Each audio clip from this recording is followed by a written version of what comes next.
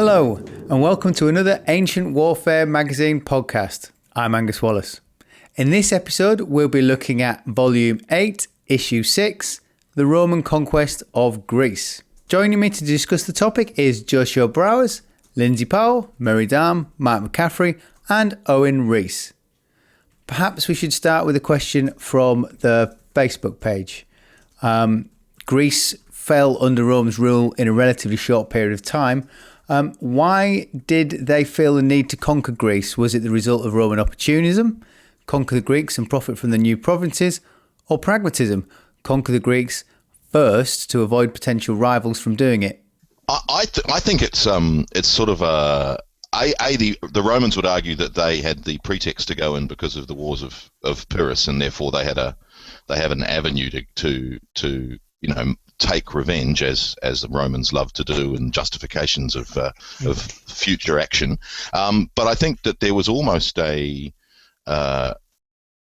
requirement for them to be the conquering state that conquered Greece, who had been the previous great Western force, if you like. So in a way, I think it was sort of a predicated that once they had stabilized Italy and created an empire, it was inevitable that they would move to Greece in a way to sort of establish that they were superior, which essentially certainly sets the cultural tone for the rest of the Roman Empire. The fact that Greece is defeated militarily by the Romans, and then we get the second sophistic and all these reiterations of Greek cultural superiority to the Roman, and then the reaction from various Roman statesmen that no, Roman culture is just as good.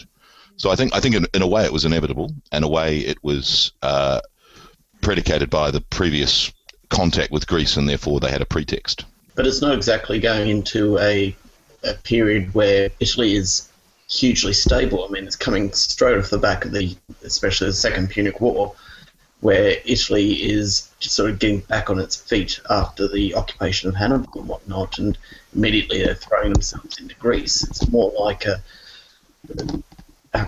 letting off steam by saying, we've been under pressure for all these years from the Punic forces raging up and down Italy. It's time that our forces actually went out and showed that they've still got it in them to take on not just what we've done to the Carthaginians, but also to go into the fields where other people, for example, the Macedonians, have become a little bit more of a prevalent force, and so therefore we're going to go and show them no, Rome isn't to be pushed around like the Punic forces have been doing. And I suppose also the fact that they had experienced the Phalanx of Pyrrhus and hadn't been, destroyed by it, and therefore there was a sort of a self-confidence that came part of that as well. And probably because Greece was reasonably unstable at the time. So I think you also have to deal with the two issues. They're slightly different. You've got the invasion of Greece and the attacks on Macedon, which aren't really the same thing. Obviously, I think it's the First Macedonian War actually starts during the Hannibalic War, because obviously Macedon, what was it? Was it 215? They basically allied themselves with the Carthaginians, so you have quite an obvious pretext to attack Macedon. It's pretty much following on the heels of Cannae, pretty much straight away. Yeah, it's very opportunistic. So I think you have to take that into account, because for me, what I always find interesting about this period is how much Rome is reluctant to actually invade Greece itself, or what we might consider Greek, as opposed to Macedonian territories, Macedonian cities, Macedonian strongholds. It's not really till the Third and Fourth Macedonian Wars that you really see what we might consider Greece to be really targeted, and that was because of Greek aggression. Rome never really sent over a standing army, did they? So how did they manage to take control? This is the period when Rome has got as close as to a standing army as it has in all of that. So the third, second into the first century BC. I mean, until you get really to the warlords of the first century BC, this is Rome at its military height after the Second Punic War, and going into the conflicts with Macedonia and the Greeks.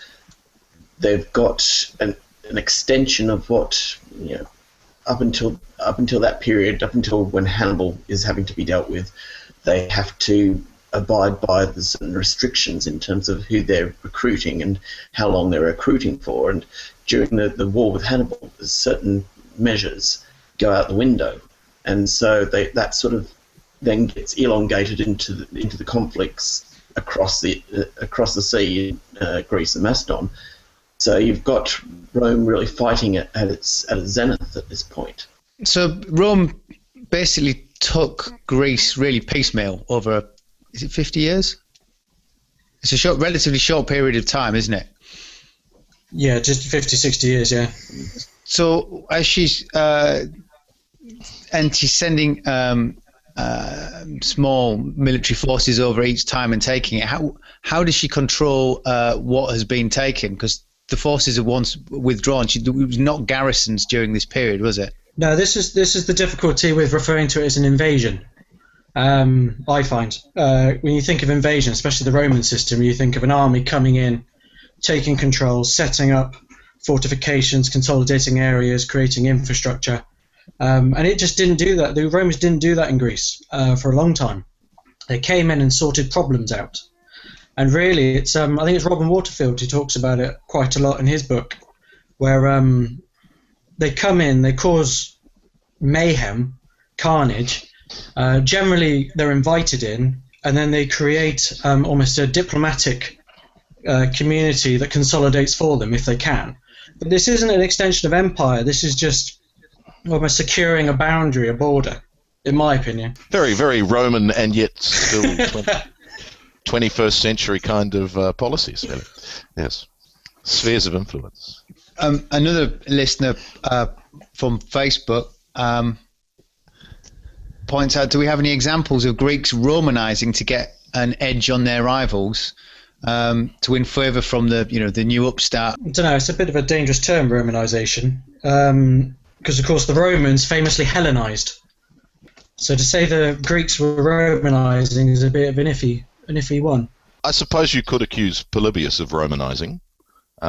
What, as a prisoner?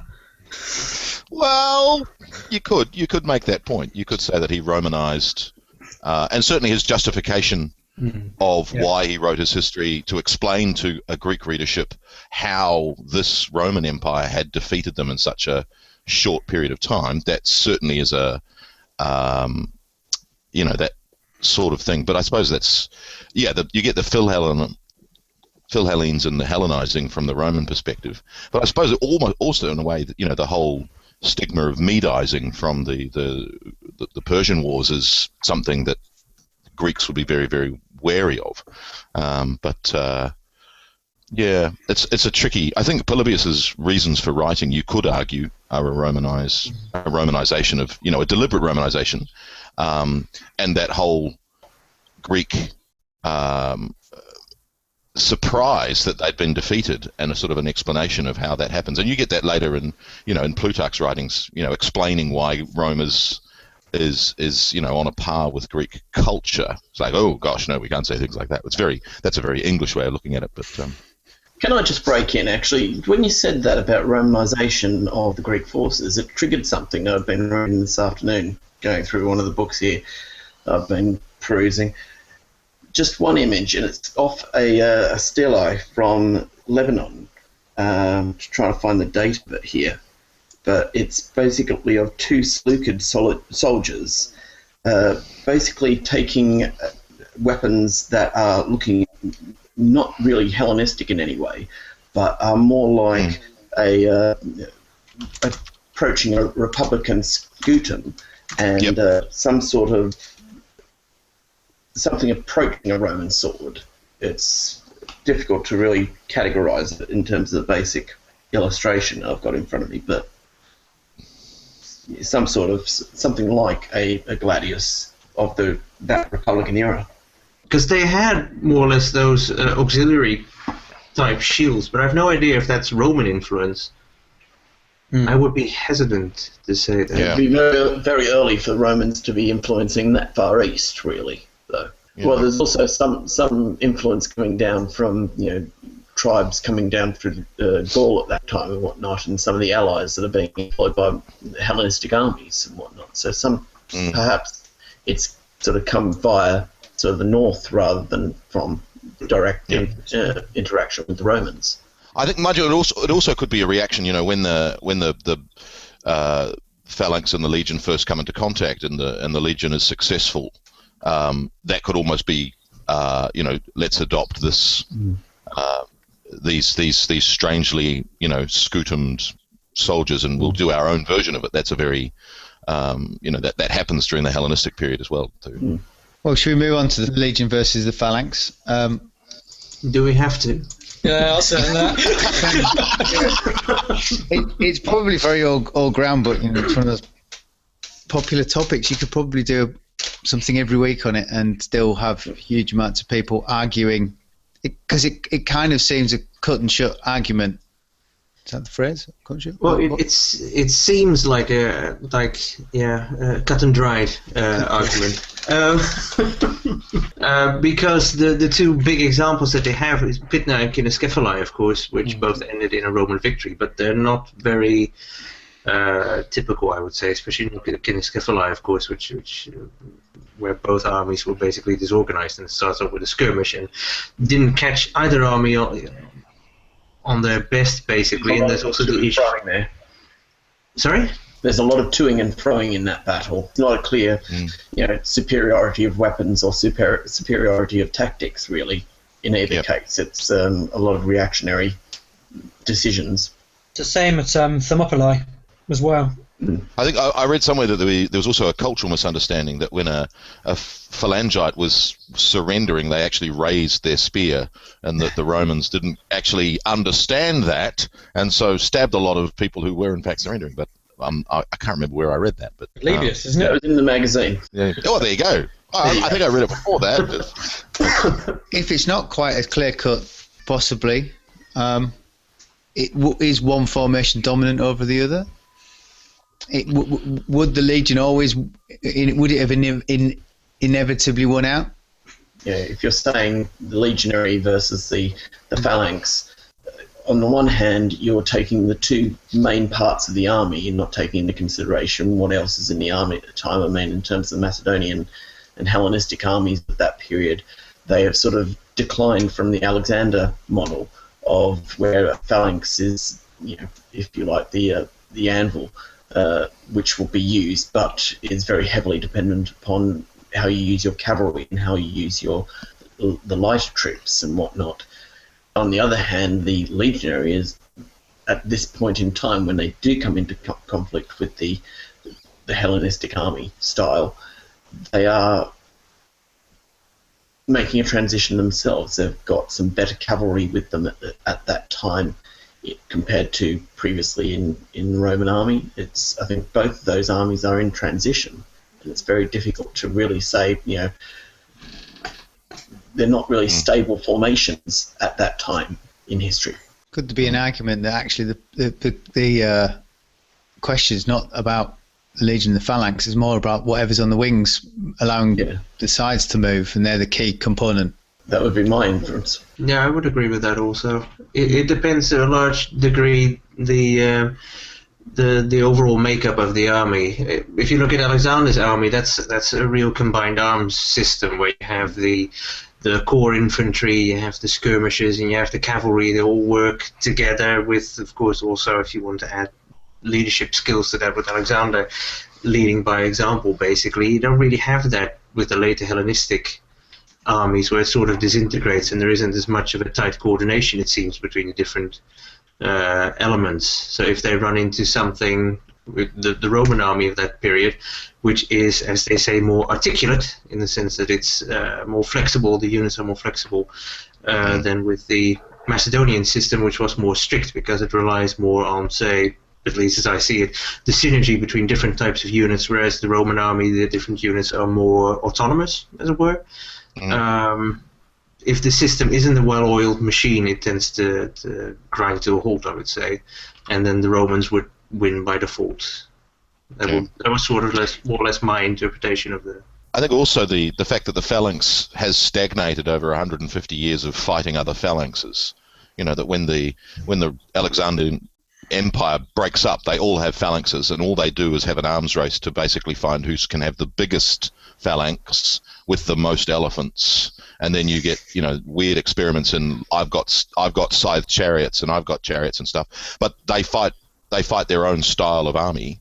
And so when they then encounter a different, more articulate style of army, that's a superiority that the Romans have, and the fact that each individual legionary is more better armed and better armored than an individual phalangite beyond the front few ranks. Yeah, and there's also another issue that's touched upon in the ancient warfare issue as well, which is the different attitudes that they had towards battle. It's the article on page 13 and further by Gabriel Baker. Yeah, exactly. It's about how the Greeks had come to a certain understanding that how you wage war, there were certain rules, and the Romans basically said, sod off with the rules. We're just gonna go for the all-out victory in this particular case, and the violence that they showed sort of scared the Hellenistic armies, if you will. So there was a big culture clash also in how they fought and what the objectives were and how bloody they were going to get. At least also if you followed the article, of course. The Romans have also come out of a period just previously with all the wars against the Punic forces, where they're likewise coming up against forces that do not follow their own methods or their own ideas of warfare. So they've had to break their norms there. I think they're going so quickly into the conflicts with the Hellenistic monarchs. They're not themselves set in any how can I say, niceties of battle or whatnot, or a culture of warfare as such. They're really, again, in flux and not really ready to suit themselves to anybody's setting. What was the influence of these wars on the Roman military thought, tactics and strategies? Did it rub off any of the Greek tactics on the Romans? I don't think so. Probably the only effect was the gaining in Roman self-confidence to take on any phalanx armed force that they could defeat, and basically move successively through the east. So I suppose in a way it was a self-confidence gaining exercise. Well, it necessitates them moving eastwards, doesn't it? When you get the Seleucids involved and whatnot. Maybe if they hadn't been involved in these conflicts, on the Greek mainland and such, then they wouldn't have been moving as quickly eastwards as what subsequently happened. Could the Greeks have, could the Hellenistic kingdoms have performed better under better generalship, or choosing the battlefields than they did? I think Thermopylae, what was that, 191, sums up the answer to that, from my opinion, is no. Thermopylae, they were in a perfect position. They basically held the traditional path the Spartans held. Basically, the entire aim was to imitate the Spartan tactics against the Persians, just to stand there. They rebuilt the wall, but they learned from the supposed mistakes, and they garrisoned the mountains so they could control the passes. They basically fixed all the tactical errors that led to the Spartan destruction to deal with the Romans, and then they were immediately defeated by their own lack of discipline. And the people from the mountains, I think it's the Aetolians, who basically come running into their own men and causing this huge disruption. The Romans just walk straight through and destroy them because of that. So I think, as is always the way with the Greeks, it's not so much the leadership that is as important as the discipline of the men and the ability of the men, which I think when they came up to the Romans was lacking. But by that stage, in terms of Hellenistic warfare as well, when it comes down to the men in the phalanx, there wasn't, or I can't believe that there was that much loyalty to your army, or there's so much movement of troops being employed from one monarch's army to another monarch's army, as literally basically mercenaries. And there's so much movement there. If the army you're fighting in at the moment ends up being beaten, then you can always seek employment in the next one that rises. Okay, Rome doesn't exactly offer that potential, but I think there's, again, coming back to that cultural, the cultural norm of battles in the Hellenistic world. I think also as you were saying before, the period in which this happens, there wasn't an Alexander, there wasn't that kind of discipline, whereas in a previous age there was a disciplined phalanx, but that begs the big question about what if, even bigger what ifs. I think if that idea of the anvil, if the discipline of the phalanx held, and on a field whereby the anvil of the phalanx could sit there and absorb the attacks of the legion, and then the cavalry, well led, could basically come through and crash into the rear of the legion. Yes, but at the time that the legion encountered the phalanx, there wasn't a phalanx or a commander capable of actually doing that on the field. The discipline would also break down, in terms of the phalangites themselves having this self-worth at this period. They know how valuable they are in a Hellenistic army, that they are in demand, and that they can, to a certain extent, have a little bit of say in terms of how they're going to be used, and that they're actually being valued by their commanders. Going back to Murray's point about the cavalry and the anvil, and I think it's summed up. It's in the article I wrote on Philopoemen, who in his first major action at Salacia, he is sort of held as exemplary because he makes what you would think was quite an astute cavalry decision, although he held no real command, to basically lead a charge that his commanders refused to do because they were waiting to be told what to do. So I think it really does come into that point again. They're not the sort of autonomy that Josho was talking about in the Roman army just isn't there by this period. And so someone like Philopoemen stands out because he makes what does seem like quite a logical and obvious tactical decision that he is actually held up by his leading commander as basically acting like a general should. And yet the other generals were not. Yeah, there's one peculiarity of Greek warfare is that usually the commanders tend to be very present and very vital to the morale of the army as a whole, whereas in the Roman case that isn't necessarily so. To sort of build up on that autonomy point, if you want to cast a Greek army, whether it's Hellenistic or classical, I would say, into disarray, you cut off his head by killing the commander and then see everything else crumble. Whereas with the Roman army, if you kill a couple of centurions, nobody's going to bat an eyelid, basically, because that's basically what they're there for, to lead by example and to die, more or less. So that might also be a difference between the Hellenistic and the Roman armies. What was the makeup of the Greek army? Was it a homogeneous block, or was it made up of different peoples, as it were, which also causes problems, especially if you're hiring mercenaries, because they're not there to die, they're not there for a cause. It depends on which Hellenistic army it is. In Greece itself, it would have been mostly local Greeks, I would imagine, and maybe mercenaries. I wouldn't be sure, actually. I think I came across a reference to Philip's army, Philip V's army, being a little bit difficult to actually recruit for in terms of Macedonian troops from Macedon.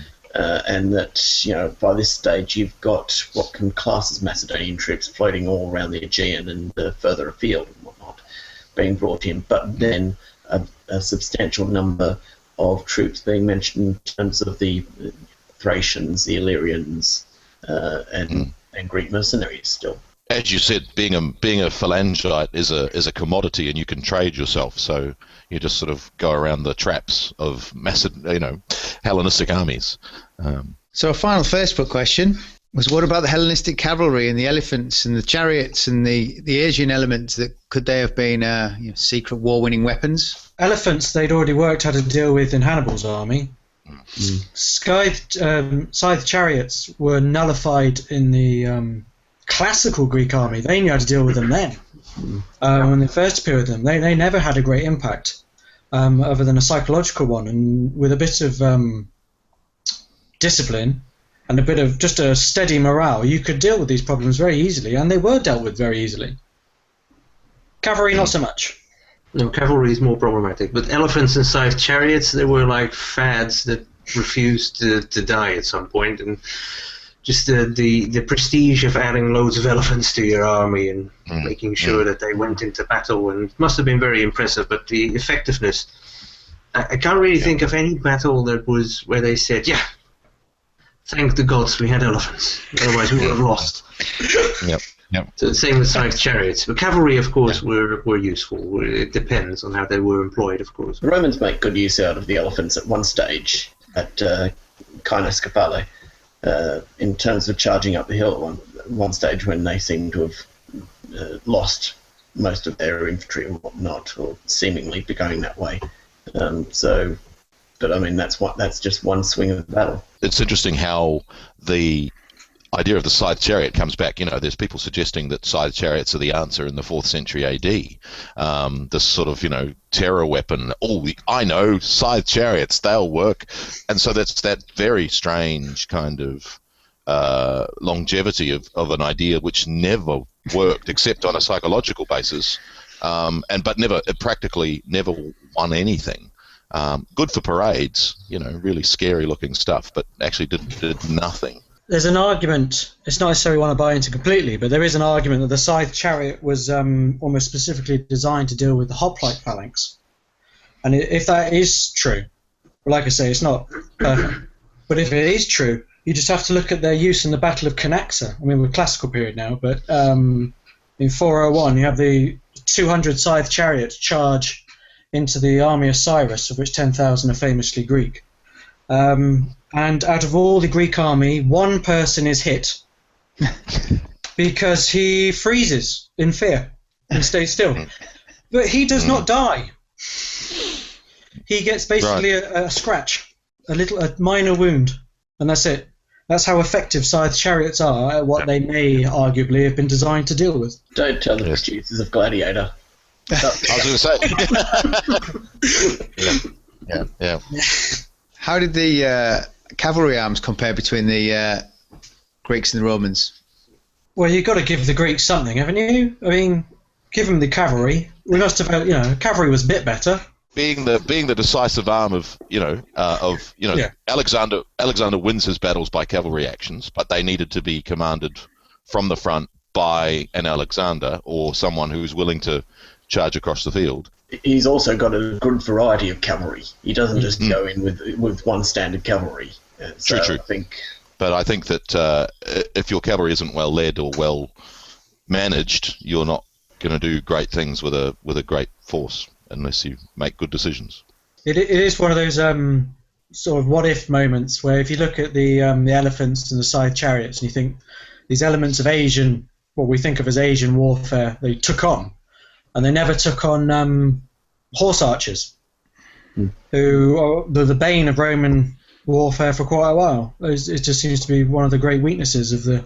But they would be a huge investment in terms of training, and to bring them into an army, just from a standing start, it would take ages.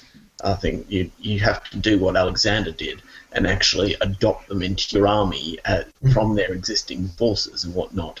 And then start to train up new forces using those. And that opportunity never presents itself to most of the Western armies. It's also the difference between a normal regular car and a sports car. Most people who get a choice pick the sports car. It's the same with horse archers and elephants, for example. they went for the elephants instead of the horse archers because it's more impressive looking. Yep. My big set piece question, as he keeps coming round and round and round, for the last 40 minutes, 30 minutes, is would the Greeks have won if Alexander was alive? I think the one thing that's very evident from Roman history is that the Romans have this knack of coming back, and even against a general like, for example, Hannibal, who might be superior than the general on the day on the Roman side, that they can take defeats, they can absorb defeats, and they can keep coming back. Alexander's army cannot. And that's the strategic differential between the two sides. Are we saying with Alexander's army as he had it, or with the armies that, say, Philip had? Take your pick. Do you think we'd have had two different outcomes? I think it would be much closer with Alexander's army at its peak, before he actually heads, say, over into Bactria and whatnot, just after he's sort of had his great victories in the set piece battles and whatnot, I think that would be a lot closer than you might give it credit for against the Romans. Well, I think they would have had the added pressure of the fact that they were Alexander's army, that they hadn't been defeated, and therefore the discipline and the self-confidence of Alexander's phalanx holding position as things deteriorated around them would have been higher, and expecting Alexander to arrive on cavalry. And Alexander was a phenomenal cavalry commander. I think he could have wreaked havoc. I think Alexander would have made it a much closer run thing, just to quote Wellington. So you all accede the point that the Romans would still have won, then? Is that what I'm hearing? I think Alexander would have defeated the Roman commanders that went into Greece. I think that he was the style of general that would have come up with a way to win. He was also, his forces would have also absorbed a lot more punishment than the later Greek phalanxes did. But I think the problem then, of course, is if they did, how many more battles would Alexander have been able to fight if his phalanx was being destroyed? He also shows himself able to, change and adapt, as he heads eastwards and whatnot. And so I think that would have been, it's a vastly different scenario, even with the immediate successor armies, that they do not have that they're sticking to the trusted and proven schematics of an Alexandrian army, and I think he had that ability to adapt, and that would have served him well in terms of taking on the Romans. But I think that's true of the other side too. I think that they were also able to demonstrate adaptability to new circumstances. My point was that their pool of talent, that's to say that the number of people they could draw on when they were beaten down was much bigger. I mean, they had the whole of Italy, and then they had places beyond that, Casaltina and wherever it was that they could draw troops from. Whereas Alexander, wasn't his resource mainly from Macedonia or maybe the Balkans? Well, he's changing that as he goes into the east. He starts to employ the Persian cavalry within his own forces. By the time he returns to Babylon, he's training Iranian youths for his Hippaspes even. So I think, given those sort of areas, I think the only thing that may have come into question, if you want to go into the big what ifs, is that if you did have an Alexander returning from the east and taking on the Romans, which side would the Carthaginians have fallen upon at that time? So you want to open up a second front, do you? My goodness. Okay. Yeah. I didn't think it was difficult enough. So I'll just unleash the Gauls and the Spaniards then in that case and see what work they make of it. Well, one thing's for certain, if Alexander got to where Hannibal got to, he would have besieged Rome. Yeah, he would have been more decisive. Hannibal's big mistake was in just raiding the countryside instead of going for decisive battles and conquest, basically, which is what Alexander did. So if Alexander had done what Hannibal did, he would have just conquered Italy piece by piece and then just taken Rome in the end. Almost certainly. Although going back to Lindsay's point about the pool of talent and manpower, that almost puts a greater emphasis not so much on Alexander but on the separation of the successor kingdoms. And actually, if you combine the Macedonian, Seleucids, Ptolemaic Egypt, you now have a pool of manpower nearer to what Rome had available. So all you really need, in my opinion, actually, just to throw a cat among the pigeons, is you don't want Alexander, you want Philip. You want someone who completely reform the entire military structure. And Alexander can't do that, only his dad could. Then I advance Julius Caesar, then, if you're going to play that game. I mean, the other thing is, of course, that Rome keeps returning to Alexander throughout its history as the example to hold up, and the phalanx that they defeat so easily in such a short period of time as the phalanx and the tactic to return to as Rome moves east. That there's so many. We should have a phalanx. I'm going to have a phalanx. I've got to have a Macedonian armed phalanx within the legion.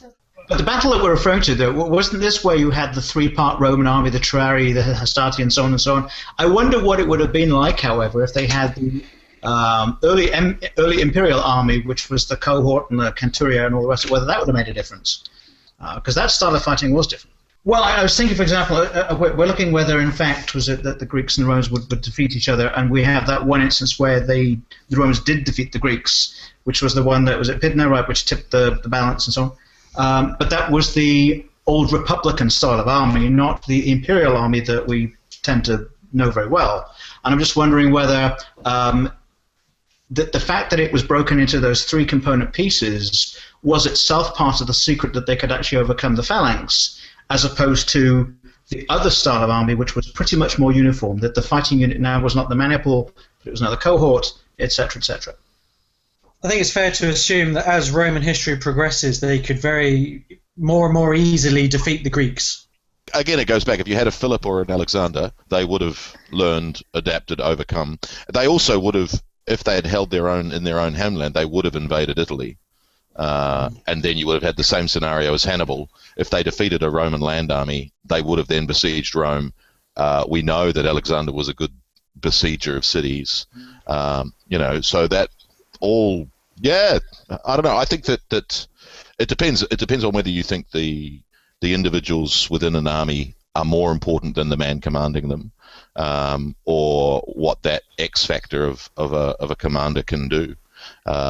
And again, it comes out if you're putting the best, your Caesars against your Alexanders, but if you're putting your Alexander against a much lesser commander, who knows on the day?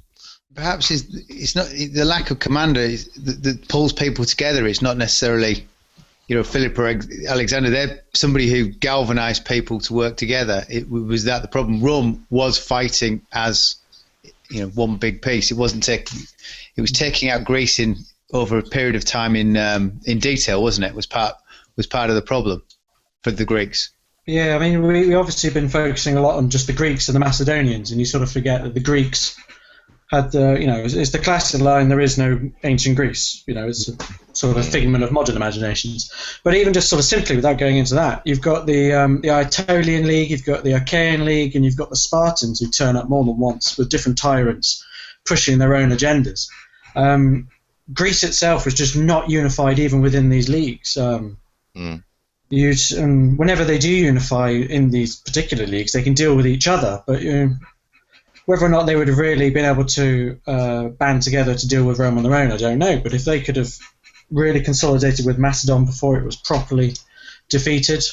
Well, I have one answer to you, and it's the word archi. The other point, I suppose, going back to the idea of when was the actual invasion and when was it just a dealing with an annoying kingdom, really. It's the same point. It took them so long to decide to actually take Greece itself and make it part of their empire. You wonder if Greece was able not to defeat the Romans but to hold out long enough. Would that have forced a more diplomatic dealing? If Macedon wouldn't have been so intertwined with Greece at the time, maybe also Rome's attention would have gone solely on Macedon. Would they have really involved themselves in Greece? Or would they have sort of circumvented it and just dealt with the Hellenistic kingdoms if the Greeks hadn't put their foot in it, so to speak? Well, and also there's it's not counter to that, but it's additional to that, is we can't forget the Greeks invited them over more than once. They bring the Romans in to help deal with infighting the same way they did in the classical period with the Persians. And, you go to an external power to help your own personal or small agenda. Did the Romans ever have a stated policy to take Greece, or was it really just mission creep as they came over? They ended up controlling more and more. I think, in short, no. This whole idea of grand strategy is something that people talk about a lot in sort of military history of Rome, and it really comes down to very short periods of time. And I think at that time, you're talking the time of the mid-Republic. Consuls, basically praetors, lead the army, and they only have 1 year to rule and take a couple of legions with them. I think their strategy is very short-term. That they're opportunistic. They work off alliances. One ally calls them in, they deal with the crisis, maybe they stay, and so on and so forth. I don't believe that they had a long-range plan for Greece. No. The argument against that, and I'm not saying I necessarily believe it, but to air it, I've heard it argued that well, it may be consular legions going out and whatnot, and them being short-term commands, but the consuls are still coming from that very small, relatively small, group of aristocratic families in Rome, and there's the possibility that maybe there is some grand design, not necessarily, as I say, well, I think there's an element to it, which is that the element I think is this hunt for gloria. You need to be able to have something that you can say, well, I can live up to what my ancestors did. So inbuilt in the Roman sort of cultural DNA, as it were, is the need to go out and pick fights with people to some degree. And of course, there's the economic reason as well, which is sometimes there's spoils of war and slaves and the whole gamut of stuff that goes with it. But I think because the focus was so short term, it's fact when you look at the evolution of the Roman Empire, they sort of end up in places that really you wouldn't plan to be there necessarily. For example, they end up going to Greece before they went to the north of Italy. Before they could unify the north of Italy as part of, I'm talking about the Southern Alps. It was 15 BC, for heaven's sake. So there were these sort of gaps in the landscape, which, looking at a map, you would say, well, it makes sense to fill that, doesn't it? That because of a lack of a strategic view on these things, it seems they didn't think that way. And a lack of maps. That we can look at a map and go, oh, there's a really short border there, whereas they didn't. Their geographical thinking wasn't quite the same. The hierarchy of the command as well. If you look at Alexander's campaigns, as he moves east, he sets up his satrap behind him to fill in the gaps as he goes. The Romans don't necessarily have that.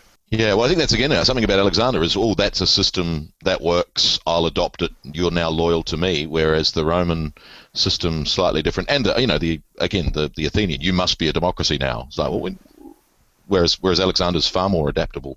I mean, the Romans did have a sort of way of doing it, don't they? Because isn't it the Third Macedonian War? They finally make Macedon part of their empire. They split it up into provinces. And then obviously a few years later they do the same thing to Greece. They obviously have some way of doing this. So I suppose the question is, why didn't they do it to begin with? Why didn't they just go into Macedon like they did? How much is that their plan, though? Because Macedon had always been a very compartmentalised state. I mean, going back to Philip II, he has to bring it together by actually creating those personal alliances with the different tribes and whatnot that make up Macedon. So were those divisions still very, very visible by the time the Romans come in? Now are they just capitalising on that to sort of make it an easier transition? Well, I think part of the issue here is that we tend to think in terms of these large land masses, but I've been reading Cassius Dio again, part of my research, and it's very clear that what they're tackling is one by one these tribal or nations. So, for example, some will side with the Romans or whoever, and other ones will oppose you. And sometimes you'll form alliances with one against the other. So, for example, I wonder to what extent there was a Macedon or a Macedonia in the same way that there was or was not a Thrace.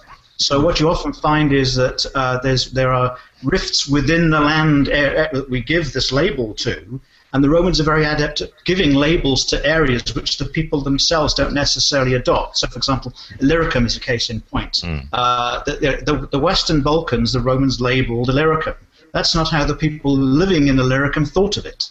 They were Dalmatians, they were Pannonians, they were Illyrians, they were a whole bunch of different peoples. But the Romans liked to label things, so they may well have said this is Macedonia, but the people living there didn't think of it that way. For me, it was back as the classical period. There is a sense of Macedonian identity. And I think you could definitely become ruler of Macedonia. Yeah, and after Alexander, obviously, being Macedonian has a whole different cultural heritage. So I think there were a lot of people being Macedonian who were peripheral because it was like, I'm Macedonian. Well, I forget which Alexander it is. It may be the Alexander. It might be Alexander the First who goes to Olympia and basically argues that he should be allowed to go into the Olympics because he is Greek. Macedonians are Greek. So you have this sense of Macedonian identity and it being akin to Greek identity. Oh yeah, definitely. I mean, Demosthenes also argued against the Macedonians not being Greeks, being barbarians instead, in order to sort of create this difference. And there were some cultural differences, of course, but I mean, linguistically, they were very similar. So there is no. But what is Greek basically in and of itself? If you read Thucydides with descriptions of people in Acarnania, I think. Acarnania, where he says that they run around dressed in animal skins and eat raw flesh. They're Greeks. They're not somehow. So it's So Greeks, they were always very divisive amongst themselves. Also, so that's prime targets for Roman expansion, basically. Shall we call that a day? Thank you, chaps. We've been discussing Ancient Warfare Magazine, Volume 8, Issue 6. For more information on the magazine, go to ancient-warfare.com. And for other military history podcasts, go to thehistorynetwork.org. I'm Angus Wallace, and thanks for listening.